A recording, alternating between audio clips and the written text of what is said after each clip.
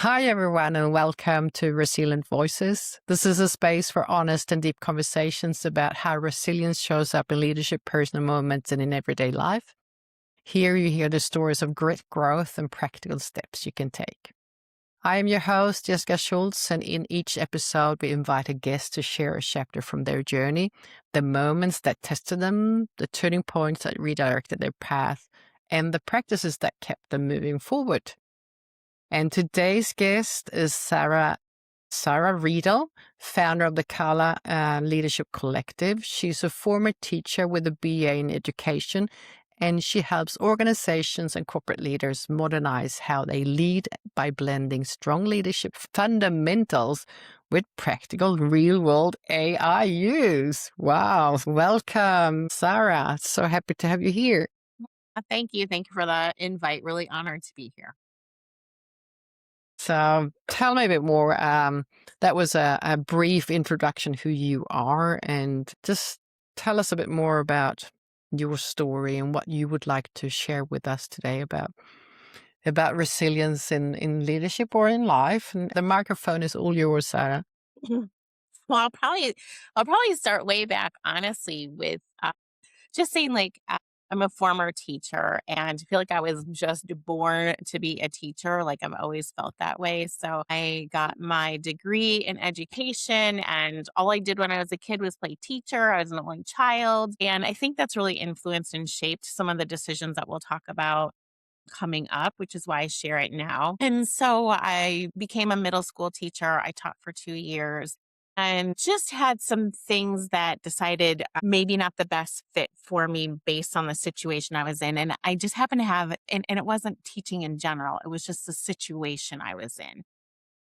So definitely not the teaching piece. That part I loved, but ended up in the pharmaceutical industry with this opportunity that I wasn't expecting. And turns out I did really well in pharma. I was in sales. I did a little bit of marketing, not a ton, but enough to say that I did it. And Mm-hmm, mm-hmm. the bulk of what I did was sales, but I did a lot of training as well. I did training any chance I could because like I said, the teacher just lives in me and I can't keep her down. So And maybe you shouldn't. You're not meant to. right. You have to embrace your greatest talents and your Yeah, passion.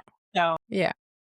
and that's definitely, the intersection of my greatest talents and my passion is teaching, training, adult learning. And so, fast forward, I made it through 20 plus years in pharma, most of it in oncology without ever getting restructured out or laid off. And, I was in a really great company, lots of great stability. And but, everybody's gonna probably face that at some point in their career if you're in pharma long enough, and it happened to me as well. And so, my dad was a big influence here. He was a entrepreneur by heart. He was an old farmer, but he had done so many businesses. He was not afraid to take a risk or try something new. And he always taught me and told me that, when you work for somebody else, they're really the ones in control and making the decision. So no matter, how hard you work or what you do or how valuable your contributions, you're always replaceable and you don't really have control over that.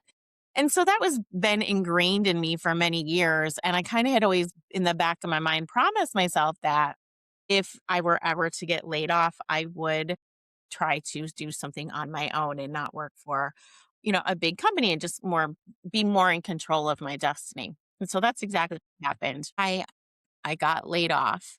And we can talk more about this. I was Mm, restructured mm, separate from the company. And it mm. was it was that decision, to leave the stability and the golden handcuffs, so to speak, of pharma to start my own agency. So So this process of actually being made redundant, was that you sort of prepare for that? Because you said that you had a plan that might, if it happened, you would go and do something on your own. So did you expect that, or you just had that in the like in the back of your mind that, okay, if it happens, this is what I'm doing, or how was that? yeah, I mean, it's funny. Well, I mean, in pharma, it's always changing. It's always Okay. expanding, companies are expanding, they're reducing, they're Mm-mm. restructuring. It's just a common Yeah. thing that happens pretty relatively like all the Yeah. time in the industry. Yeah. There's periods where it's heavier and then there's Mm. where it's lighter, but companies are always doing this. They're getting bought by other companies and Yeah. Yeah. whatnot. Okay. So I think it was just that was really the key thing was in the back of my mind. I would like to do something, or I hope that I can do something if this Mm-mm-mm. happens. And for me, I think it was the situation of the circumstances at the time, Mm. the Mhm. stress I was feeling because the company I was working for was great. I worked for them for 17 years. I've only worked for two pharma companies, both big pharma companies. Yeah. The first one I worked for about 6 years, and then the next one was like 17 years that I was there. So, Okay. really a great experience. And what ended up happening to me is partly because of my training expertise and my history of training, um, Mhm. instead of being separated from the company originally, I got offered a 6-month training, a temporary role. Mhm. I took that role and I, love training and I was a part of that. The only Mhm. the only downside for me was there wasn't a clear path on where I would be able to go there. Okay. And so that left me kind of scrambling to try to build out. No, I wasn't. We were building out training for a new indication we were having, but I was also having to cross train all of the teams because of the restructuring. I was involved in the cross training, so we had a Mm-mm-mm. amount of the sales force that needed to Yep. be done on the new on a product that it was not a new product but new to them. Mm. And so I was in that, which we were in a lot of turmoil. We didn't have a Mm. manager Mm. at the time. They hadn't been hired yet. So we were reporting, like 3 levels up was our whoever we were all reporting into, and she had 41 reports at the time. Yeah, because of all of the Mm. change.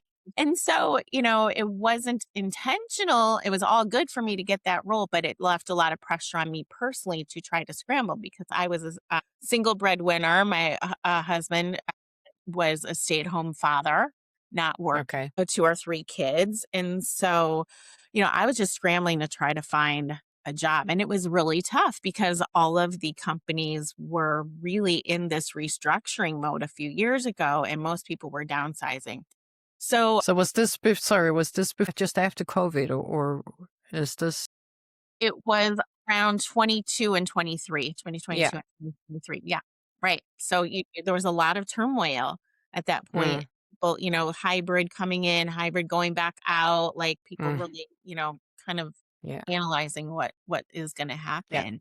Yeah.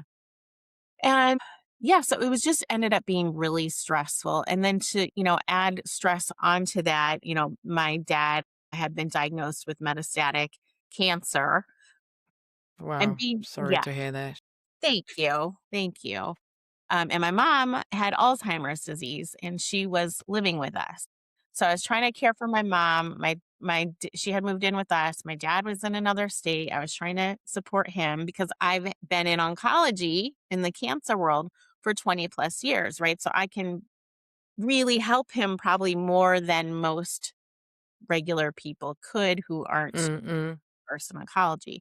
So trying to juggle that and trying to like land a new role with, this pressure. And I just got to the point where I was just like, "Ugh, I'm not myself. I'm not myself. You know what I mean? And getting turned down. Yeah. And I probably wasn't showing up as my best self because I had so much stress happening as well. Recognize that. And so, but the 6 months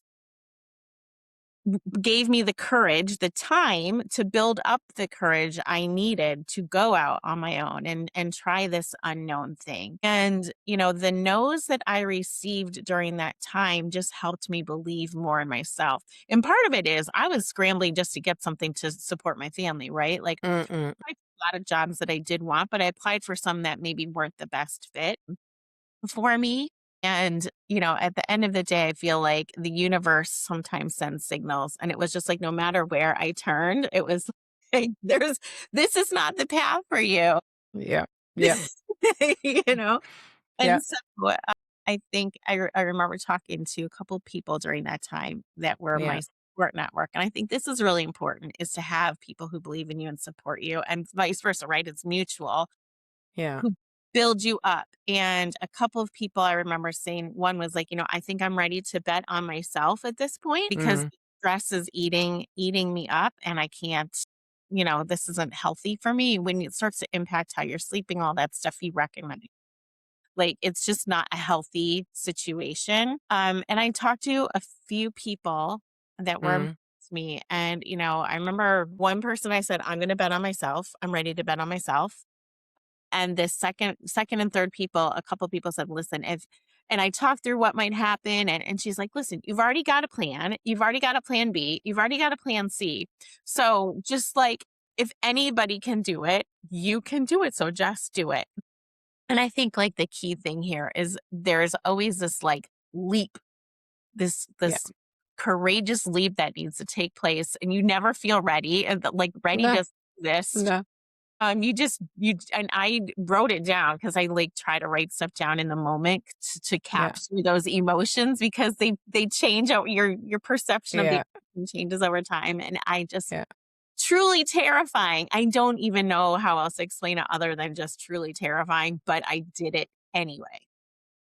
Yeah. And that's amazing. I love hearing you say that because I think it is, I mean, it is scary that moment when you just sort of, when you make the decision, that sort of when you come to that point, but then once you've taken it, then that's when the work begins. But that's when you just really need the courage for quite a short period of time when you actually decide, resolve, like, yes, I am doing this, right? Mhm. Yeah, and it's so funny you say that because I remember because I was still eligible for the severance because I was on that temporary role, and Oh, so yeah. that's when I made that decision to say, "Hey, I want the severance." And I remember leaving that conversation and the stress of the past was just completely gone immediately. Even with all of the uncertainty of just saying, "I want my severance and I'm going to do something on my own," and having like no real clear path or direction. But I talked to one of my friends again that I Mm. mentioned that I had spoken to, and she said, "I feel a difference in your voice." And it was like a half hour after I just had said that, she said, "I just feel a difference," but I was at peace. It was still scary. It was scary for a Yeah. long time, but I just felt like I could breathe again, honestly. Yeah, and that's beautiful how you say that and share that, because I think that is so important, that this conflict that you carry within you before you made this decision fully, that is noticeable outside. Yeah. So it is an energy that you're not fully committed. That's probably why you did get all those no's for jobs as well, don't you think? That there was sort of the energy that you sent out. You were not certain. There was not a yes, hell yes. It was just maybe.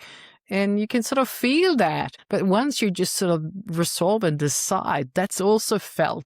And your whole nervous system obviously felt that, even though obviously I understand that was scary, and because but then also what you say, you entrusted yourself that you could do this. I'm not sure how, but I know this is the beginning of something new. Yeah. And you got the receipt just straight after how that what happened in your system, in your body. That's pretty cool, isn't it? Yeah. The fact that somebody else was able to pick up on it immediately. And I think the other thing is like we get in these very stressful and difficult situations that slowly happen over time. And I think we don't even recognize the pressure and the stress. It's like the frog in hot water. I always say that all the time. Right? Like it just gradually happens. And then you get to this point and you don't even realize how far you've come Mm. and how Yeah, much, how hot the water's gotten, so to speak. yeah, yeah, And then the second you're out of it, you're like, "Yeah, I'm still scared. I'm still terrified. I still maybe don't have an exact plan, but that hot water is gone." And I just want to be really clear. Like I love the company I work for and everything was, I don't have anything negative to say about, my time with them. It was just yeah. a situation I was in and it was making the choice of what was best for me at the time. Mm. Yeah, and I think that it's a good like comparison with the frog in the water, because that's exactly, because I was just going to say that when you describe your with your mother and your father and your husband staying at home, and you're carrying all that burden, and when you have some perspective and looking back, my God, how could I like be in that? Because it is a bit like being in a pressure cooker. You're just sort of just waiting for an explosion. That's what I felt like when you're describing it. It's like that's a big thing to I mean, a big life situation to carry. And then with some perspective looking back, it's like, what, how was that even possible? Then you, right? That you're sort of how much strength and resilience we do have Mhm. when we don't have any choices.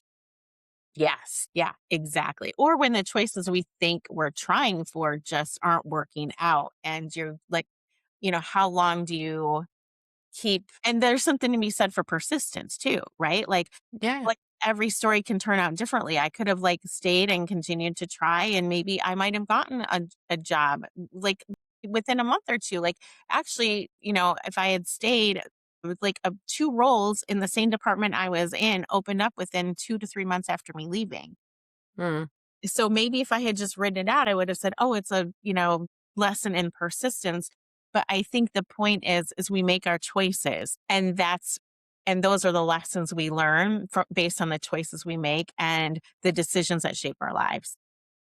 Yeah. And because there's always like different roads and paths we can take, and it's all based on the decisions, and then how you like live with those decisions, and like if you just move on with no regrets, because and then just say this is the path I've chosen. It may not always be easy, but looking back would have made different choices or not, Mhm. and what would it be instead then? With that, would you like from where you are now and what you've built now the last few years, then would you have chosen differently with knowing what you know now? No, no, not now because the next couple years after that were really challenging from a personal level with, my I got my final date was like December 31st of 2023. Mm. And my dad passed away February 10th, six weeks later. Oh, wow. So, and then my mom passed away 1 year after that. So that time Mm. allowed me to be there for them, right? Like Yeah. I would Yeah. have been trying to juggle a corporate job and a corporate, schedule. And this gave me the ability, and I didn't have any clients and I was building out my offers and, Mm, figuring mm.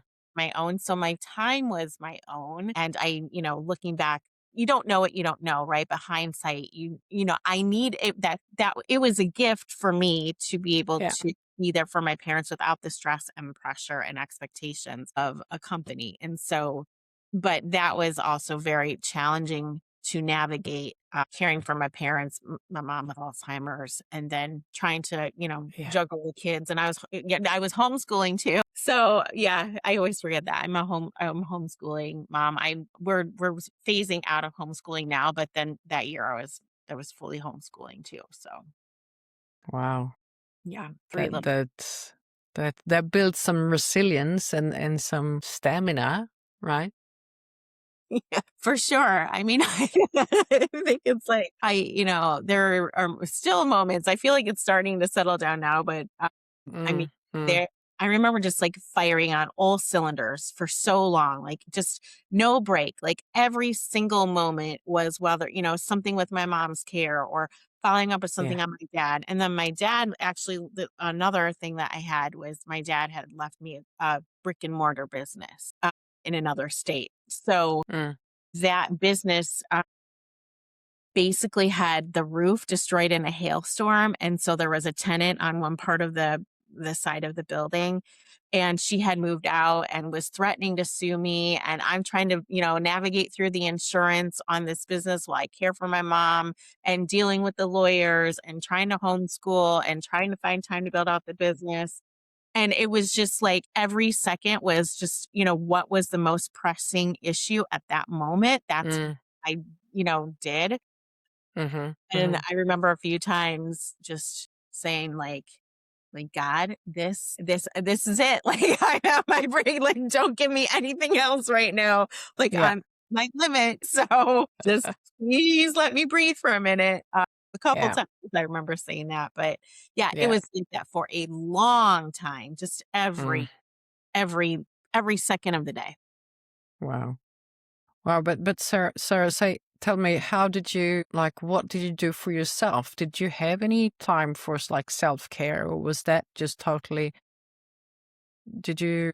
So how did you cope? What? How did you Yeah. live through that? Did you just dig in and turn everything off like, when it comes to your own needs, or did you have any practices that you could Yeah. use for yourself, or how did that look? That's a good question, and I'm not gonna say they didn't care for myself at all, but definitely I took a backseat on a lot of stuff. A lot of the probably the fun things that, I would normally do, like go to the movies or meet a friend for Mm, dinner, like that type of stuff kind of yeah. got I won't say eliminated, but definitely minimized quite a bit. Mm, Um, mm-hmm. I think for me I've always been a night person. Like, even since I was a little kid, I've always been like the Yeah. last one up. And that's, I think, my time that I've always had is even if it's just 20 minutes at the end of the day when nobody else is awake and I'm up and I can just sit down, Mm, like watch TV for, just to take my mind off of stuff, like get a show yeah. that I like. And I would honestly, it would take me so long to watch shows because I could watch like 20 minutes at a time. And then I'm like, okay, that's it. It take like me like, 4 or 5 days Yeah. to watch like one episode. But it was something to just kind of like decompress. But Yeah. you have to put your own oxygen mask on before you can Yeah. help others. And I think you have to recognize those Mm, moments and build in a routine. yeah. Another thing that I would do sometimes is just get up in the morning. I live in Florida, so I would, go outside in the rocking chair with my coffee in the back. We have like a lot of birds and stuff back there. And I've kind of become a little bit of a bird watcher, but it was just like 5 minutes in the morning, Yeah. 5 or 10 minutes to kind of like gather myself.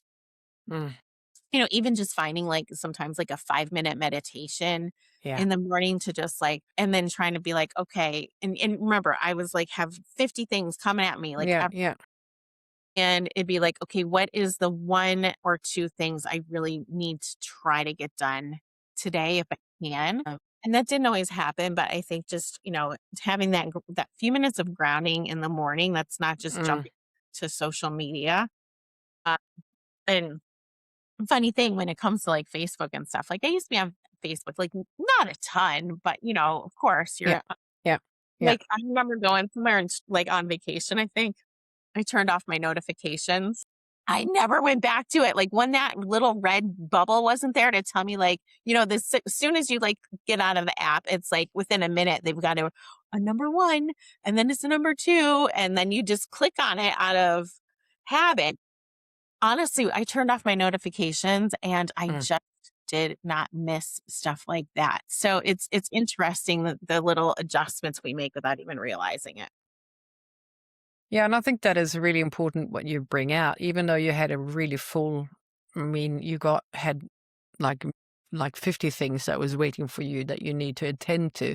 Still that you took the 5 minutes in the morning, listening to birds, doing some meditation and grounding. And I mean, I think that shows how little really is needed for yourself in order to cope, in order to just power through whatever needs to be done in your life. And also what I think what you say is what's the priority. It's still, even though it's important to go I mean, see a friend and go to a movie or whatever once in a while. Sometimes you just cannot find the time for that, but you still find like 20 minutes in the evening to just really just decompress. And I think that is just so great to hear that and I think that is a good example and inspiration to other people that you don't need to be able to, I mean, sit in meditations for hour or go for long, long walks, 5 minutes listening to birds and drink your morning coffee. That may be just what you need in order to set the tone for the day and just really Say, yes, I'm here. I'm grounded. I can do this. Yeah. Let's do this. Sort Yeah, of. exactly. And that's something that I've tried to move forward with as well. I Yeah. don't do it every day because we got to get the kids to school but I do Mm, try before, wake up in the morning and like start looking at, while you're still in bed. I do really try to avoid that, go mm, down, grab some coffee. If I'm getting the kids to school, then I get the kids to school and then I try to come back and sit down for just 5 or 10 minutes before you yeah. jump into your inbox as well, especially, if you're a business owner or even like in the corporate world. Like I used to let my inbox control my Yeah. day. Yeah. And so that was a big thing of learning, like, I'm going to control my day, not my inbox. Mm, But that started with those 5 minutes or 10 minutes in the morning to be like, let me see what I've got on the agenda and what is the top priority. And from there. And then, of course, you have those times where, like my mom fell a couple times. Well, then, it stops and you figure it out, you adjust yeah. and Yeah. I definitely missed some deadlines. I dropped the ball. I, wasn't able to keep up with some of Yeah. my friends. I paid the price there for sure. I don't say I'm going to say I paid the price, but things like writing a thank you card that would normally be what I would love to do. Yeah. I'm sorry. I can't. You know what I mean? I'm doing my best. So that's what I just kept telling myself. I'm doing my best. Yeah, it's okay.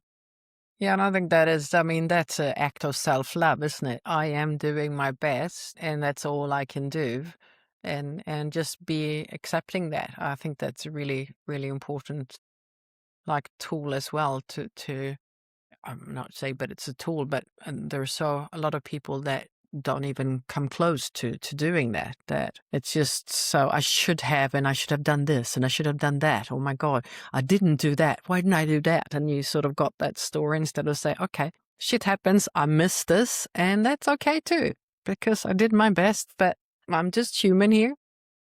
Yeah. Yeah, It's funny because I talked about how my dad influenced me, and I would say that would be one of the things my mom influenced me on because I can remember, I can see the conversation happening. So I yeah, must have been in fourth or fifth grade because I can like see where we were living during that time. yeah, yeah. And I was an all A student. I was kind of a teacher's pet and an overachiever a little bit, but I remember Mm, I didn't do so good on one test or something, and it was like I got a C, or I was like very stressed out about my C. yeah, And my mom had said to me, "Listen, if this is your," like, I thought she was gonna be mad, and she's like, "Listen, if this is your best work, then you have nothing to be ashamed of. Like, no, the point is you just have to do your best, and if you can do your best, then you can hold up your head and be proud." yeah, And that's kind of been a life lesson for me too, to just, if you are truly giving it, now if you're slacking, it's a different story, right? But if you yeah, really are giving yeah, 100% or 110, you, no matter what happens, you have to feel good about that, yeah. you know? Very wise woman, your mother, because that's, I mean, that must be one of the best advice you can give someone, isn't it? If you can just do your best, that will always be good enough. Yeah, it has to be, and you have to be proud, right? And that doesn't mean that there won't be challenges where you figure it out. And Yeah, then one of my friends, and something else you said made me think of something one of my friends told me that stuck with me. When you're yeah, making decisions, yeah, you only have a certain amount of information at the time. mm, And I was going back and forth about a decision at one point that I had already made. And she's like, listen, you made the yeah, best decision for yeah, you with the information you had at yeah, the time. And then you have to be okay with that because yeah, if new information comes up mm, later, you didn't make it with that information. no, You made the best decision with the information. So you have to just move forward, essentially. yeah, yeah. And yeah, that's really, that makes so much sense. It's like, I mean, if we could do better, I was just looking back at my parenting and like my children sometimes, and it's like, my God, did I do that?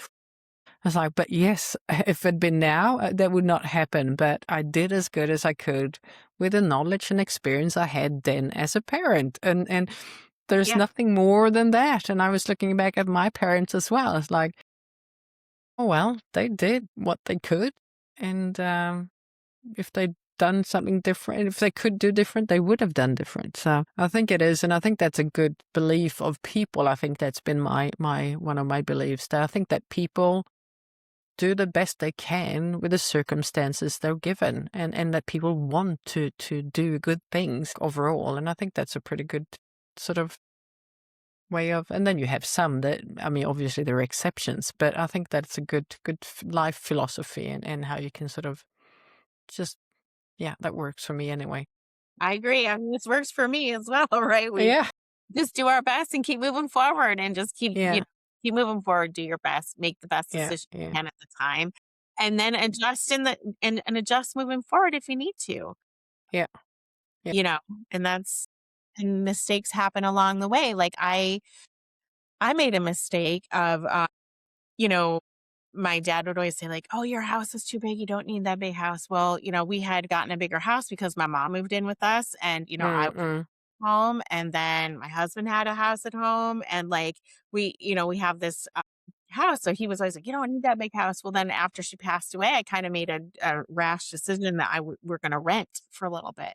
And we had just separated. I had separated from my husband, so it was like mm, me in this house half the time, kids are with him half the time, I'm alone half the time.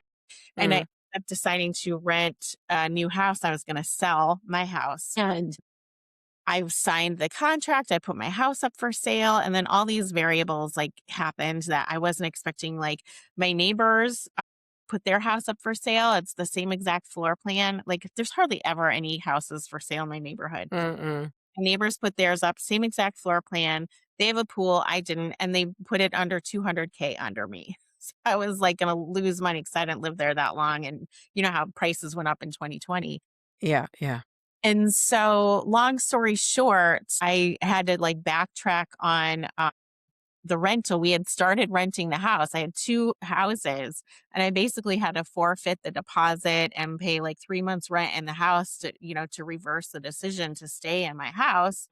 But at the end of the day, I even told my kids who were, like 8 and 6, 8 and 5, 8 and 6 at the time. I'm like, listen, people make mistakes and it's okay. You just take the new information and you reevaluate where you are. Then you adjust and make the best decision going forward. And so, Mm, I recognize, I think there was a lot of fear in, both my parents passing away and, yeah, and yeah. relatively close. So yeah, it doesn't mean you won't make mistakes, but you just keep moving forward and do your Mm, best. mm, mm. Yeah, that's a good way of, I mean, teaching your children that. I think it's a very valuable knowledge to have, and obviously they're going to experience it in their lives going forward. But Sarah, tell me, so what of this life journey so far has been the biggest lesson learned, where you built the most resilience when you look back at where you are today, and sort of, was it that, was it one defining moment, or was it just sort of all the things that was sort of happening at the same time? Or what do you say is sort of where you felt like you moved on, and became that sort of stronger, more resilient person, but I think in a healthy way, because I think that's what I've heard you say earlier on. Yeah. So, couple things that come to mind. I think first, it's building a network of people around you that support you over Mm, life. And I, s- it all a lot of times comes back to networking, who you know, human connection, relationships over time.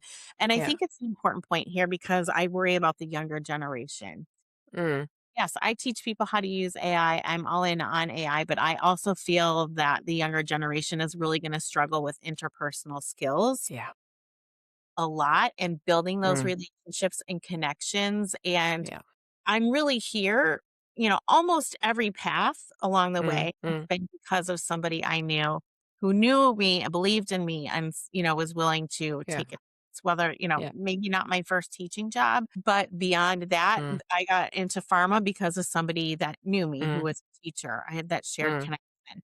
And then, a connection in an office, one of my nurses that I used to yeah. go to, she was the one who told me about the other job at Millennium. So she was like this is a job, you need this job, this is a great company, like, talk to this guy. And then, so that was all through the connection piece. And where I am today, a lot of, the success and momentum of my business has been through connections. But that moment of making that decision was really based on other people believing in me. Like, I believed in myself, but they validated it. Yeah. Right. Like, I think that was something that, if you would like tip the scales, I think like that Mm. was the things that tipped the scales. And I bring this up because it's not something you do in a day. It's something you do over a lifetime. Yeah.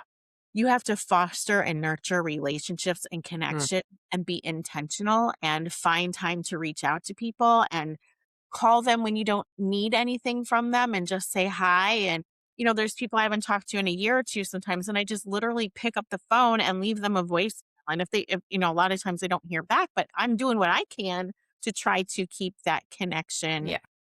there. And so I think that is a really, really important takeaway, especially as we move to like people getting in AI relationships. And I'll just say, like, that's another reason why everything I do with AI tends to be in a community setting, like my leadership community. Yeah, we teach about AI, but at the end of the Yeah. day, it's a community of people coming together to support each other. And that's why they keep coming back. Yeah. And I think that that's really important that you bring it up. It's been a part of my conversation as well. I've been having with a lot of people lately is the importance of creating relationships and build relationships, and how that is something that we need. And I was actually yesterday speaking to a young professional, like in his 20, I mean, he's not even 30, but he said he was concerned about how the younger generation, including himself, like and younger, count too much on AI and forget about the human connection and how we're so independent on each other. And I think that's a really important topic to bring up and start to bring to the table, that we need it. And that's what I feel as well. People are starting to really crave it as well. It's like there is a craving for build like I mean, to connect with human beings, the way that we were born to, how we always done it, right? Yeah. No, I mean, that's how we're wired, right? Like, it's Maslow's hierarchy, right? Like the 5 levels of Maslow's hierarchy, where Mm, the level is just like safety, food, like the very basics to stay alive, food, water, shelter. And then the next one is really like safety, mm, shelter essentially. yeah, And then the third level up is belonging. That's belonging and the need to yeah, belong yeah, to, a community, to have the connection, a family, whatever that is. So I agree. I think that it's extremely important. And again, it's why that's why my LinkedIn profile is community builder, because that's really the goal here, is to build a community where we do maintain what's, the important human yeah, connection. yeah. Even though I do teach AI, I think you have to teach AI responsibly. And that, for me, means building community at the same time. Yeah, that's amazing. I love that concept, how you bring that to the AI container, because AI obviously is here to stay, and we need to figure out a way of interacting with it, but with the human connection within it. So yeah, I love that. Yeah, thank you. And then I think the other thing, if I were gonna, Mm, share, is just like, again, there is no ready, whether no matter what that step is, the promotion, having a child, whatever the decision is, there's no perfect time. There probably never will be. But yeah, what you found is, when you do it, when situations are thrust on us, we yeah, find a way to make it work, right? yeah, The only difference is we're the ones potentially making the choice in that situation, but you will find a way to make it work. If it's important to you, don't put yeah, it off anymore. You yeah, just find a way. We always do. And, if you're waiting for the perfect time, I guess my advice would be like, set a limit, do something, because there's never going to be a perfect time. And you just have to sometimes decide, like, this is my moment. I'm going to do it. And this is what it looks like. And it's okay to be scared. It's okay to not have all the Yeah. answers. Yeah. You just have to move forward anyway and take that chance on yourself. And that's when your, support comes into play. Mm. Yeah, no, that makes so much sense. I think that is part of maybe the wisdom that you accumulate over time as well, that you eventually you sort of the knowingness that just the wisdom within that I'm going to take the leap here. I don't know exactly where this is taking me, but still I will go ahead and do this. Mhm. And it's scary, right? Like, it's scary. You don't know. There's a possibility of, like, you feel you might fail. I still feel that way. Like, Mm, it's somebody told me that everything he does is a hypothesis until it works. Well, I've kind of adopted that, right? Like, yeah. we're gonna keep trying things until it works, and that's how you move forward. But yeah, it's okay to move forward even if you're scared. Yeah, and I think that's I think that's a good message. And I think that we're here. Life is a playground, isn't it? We're here to just explore, to learn, to just enjoy the journey. And it will come with good, it will come with not so good, but it will eventually it's just part of the journey. And I think that we know that most people regret things they didn't do instead of things they do. Yeah, absolutely. I was on an airplane years and years ago, honestly, and I don't usually talk to people next to me, but sometimes you find somebody and you end up striking up a conversation. And so I struck up a conversation with this man next to me, and he was saying how he had gone to like retirement homes and assisted living centers, and he had interviewed the residents there, who were older, Yeah. and he said of all the people he interviewed, nobody ever like regretted, a chance that they took or, trying something new. He said the Yeah. only regrets that he heard were, I wish I had done this sooner, or I wish I had reached out to that, my high school girlfriend, or I wish I had done this. Mm, Like all of the regrets were things that they didn't do as yeah. opposed to the chances that they did take. So, yeah, I was really you have these moments in life that stick with you, Yeah. and that's one that has always stuck with me, to say like, "Hey, it's okay, just take a chance." You don't wanna look back and say, I wish I would Mm, have done that," So that's mm, been something I tried to be intentional about too. mm, mm. So, what does resilience mean to you? Do you have a definition? Do you have an idea what that? Well, usually, Jessica, what I do is I click the little AI button and I start talking into what I think resilience means. And I say, make this sound really good. And it does. So, what does resilience mean to me? I think resilience is courage in the face of adversity, Yeah.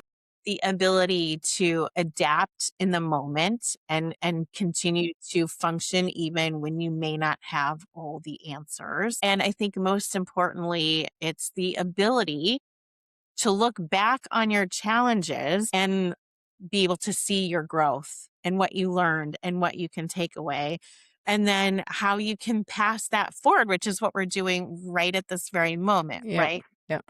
Yeah. What was a lesson I learned from that? How can I be how did it make me a different, better, changed individual? Mm, And then how might I be able to help someone else learn or grow from my experience? yeah. I think that you said it so much better than if you'd pressed that button, Sarah, because it really feels like that came from you in a beautiful way. Well, thank you. Sometimes it flows very nicely. Sometimes it's messier than others, but that one worked out pretty well.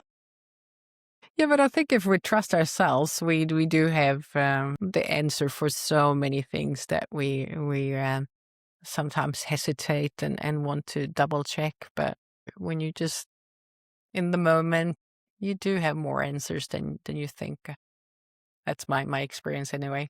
I completely agree. And we're in a different situation, right? Like AI is relatively new in my lifetime, right? It's only been here the last couple of years. I've built these skills, from a very young Mm. age where I am now and honed them. And I've, this is a new luxury of, let me polish Yeah. this for you, right? Yeah.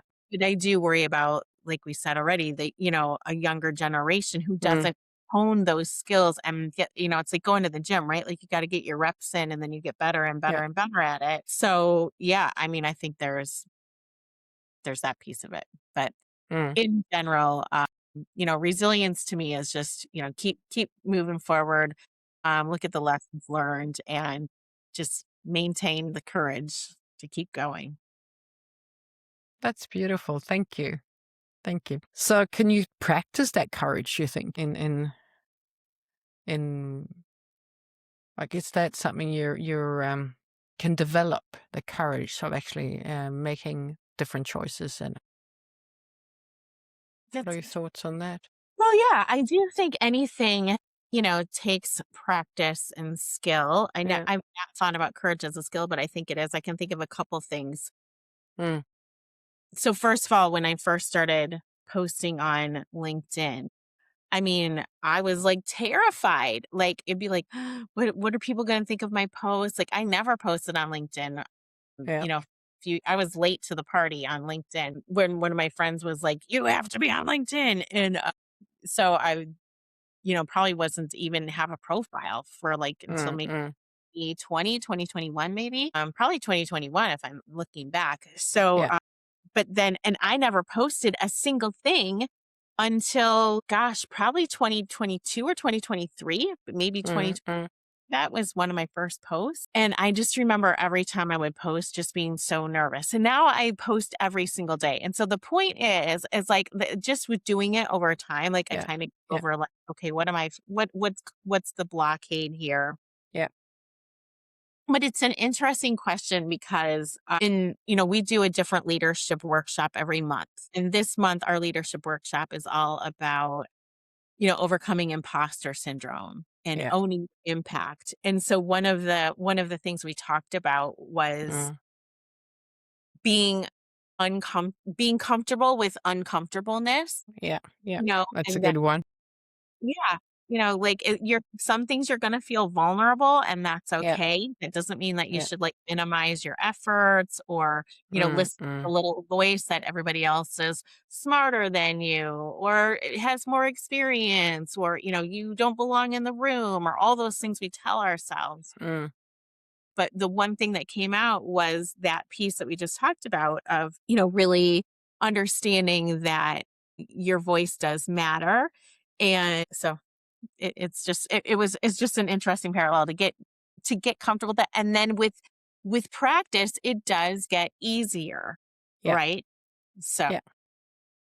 Yeah, no, that's great advice. I heard an actor actually who said that he's got stage fright, but he works as an actor on like playing plays on a theater, so not even like a movie. But he said he was just in the first part. I mean, when he just stepped on stage, and then he got into loving what he was doing. But this happened every performance.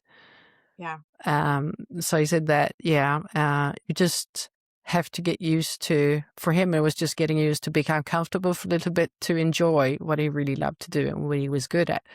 So that Hmm. I think that there is a bit of that, like some things should just feel a bit uncomfortable because then you know that you're doing the right thing because then you got some energy in this. There's something at stake. There's something that's alive within you and you just keep on just embrace that and go with that and say yes. Yeah. I'm completely agree. And it's funny because I tell my daughter, she actually she's in theater and she actually got the lead in the play recently. It was only Yeah. her performance and she ended up with the lead role. Wow. And I was really excited and happy. We were talking about like nervousness and like, Yeah. even with audition. And I said, listen, this is normal. Everybody has it. And here's what it does. It tells your body that what you're doing is important. And it allows you, believe it or not, to really focus all your energy on that thing. I think that's what Yeah. nerves really do is say like, Yeah. this is important. I'm going to shut down all this other stuff so you can focus on this thing that's really Yeah. important. Yeah. I said, so actually, it's probably going to help you do better. So just get a little bit comfortable with those nerves because it's Mm, just going to help you focus and yeah. do your best work. So look at it as as awful as it feels, think of it as a little gift to help you. That's what I tried to tell her.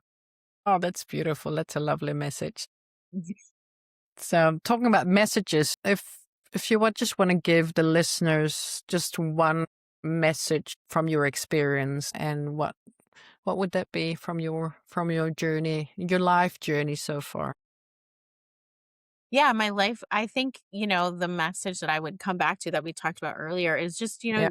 believe in yourself and build the people around you that you need to do that. Believe in yourself, Mm, go anyway, put that courage forward.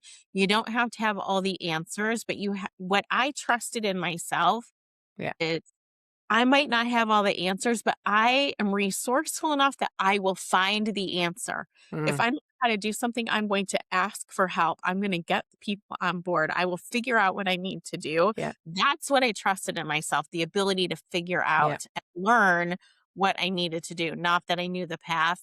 And so it's really just believing in yourself and believing that you have the skills to get the answers and the support you get there. Thank you. That is such beautiful advice and message for everyone out there listening. And that wraps this conversation beautifully on Resilient Voices. So thank you so much, Sarah, for being here and sharing your part of your life journey in such a beautiful, wonderful way. And just sharing this about the courage, and I think that's really, really important. So for you that listen, if you gained any insight, just subscribe, leave a rating, share this episode with someone that may need it. And join us next time for a new conversation about resilience in leadership in life. Until then, stay safe and be resilient. Thank you.